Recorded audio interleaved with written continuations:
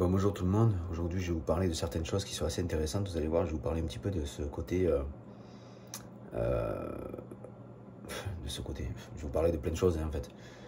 Parler d'un petit truc que je rencontre à l'heure d'aujourd'hui. Si vous voulez, j'ai du mal à rencontrer quelqu'un aujourd'hui. J'ai du mal à rencontrer une personne. Parce que je suis quelqu'un qui ne cherche pas à aller dans les plaisirs de la création.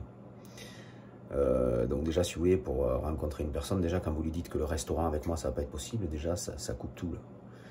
C'est la dernière discussion que j'ai eue avec une fille. Elle me disait ouais non mais les restaurants, ouais, moi j'aime bien aller avec mon copain dans les restaurants, machin, me faire plaisir, etc., etc. Alors, quelque part, quand vous vivez cette situation-là, vous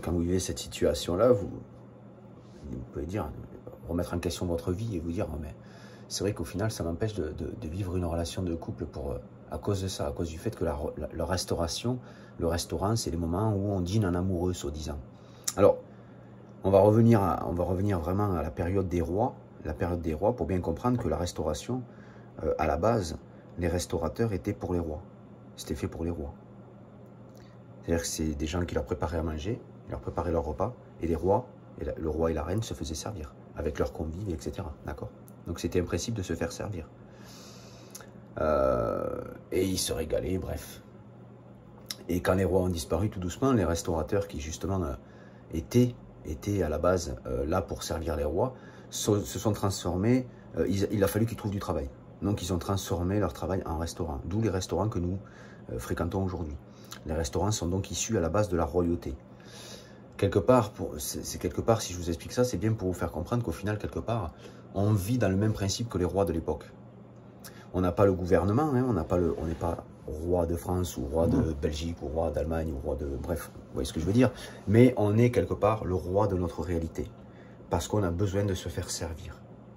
Ça fait du bien de se faire servir. Mais quand on vit dans cette situation-là, on vit dans la même situation que les rois vivaient à l'époque. Sauf qu'on n'a pas la loi, on n'a pas l'armée, on n'a pas toutes ces choses-là. Mais on est dans la même situation que les rois. En fait, si vous voulez, tout doucement, depuis plus de 2000 ans, on est en train de tout doucement descendre vers un principe qui reste la royauté, parce qu'au final, quand vous êtes chez vous, votre maison, c'est votre château. C'est vous qui le construisez, c'est vous qui le créez, c'est votre édifice, c'est votre famille. Vous protégez cette maison-là, vous protégez ce château-là. Vous vivez quelque part comme les rois de l'époque. Comme les rois de l'époque, sauf que vous n'avez pas vos soldats, vous n'avez pas votre armée, vous n'êtes pas commandant de quelque chose, vous êtes juste celui qui fait la loi à la maison, quelque part. Enfin, alors d'aujourd'hui, c'est moins ça. Mais il y a quelques temps en arrière encore, les parents, le père, voulaient faire la loi à la maison. C'est qui fait la loi, hein? Vous connaissez ce proverbe parental. Hein? C'est qui fait la loi ici? Bref, vous voyez un petit peu le principe dans lequel nous sommes restés un petit peu.